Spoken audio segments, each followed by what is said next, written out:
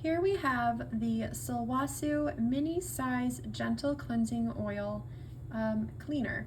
It comes in a 1.69 fluid ounce size. This is technically the mini, and it's an oil-based formula that is infused with apricot, kernel oil, and tangerine peel. What I love most about this product is how soft your skin feels after you use it.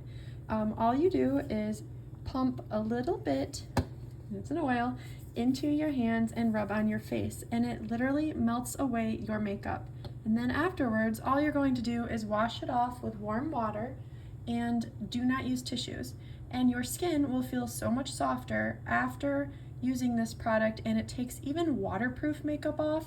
It's a great little travel size. It's easy to fit in your purse or pouch, or if you're traveling via air, it's under 3 ounces, so you can take that with you.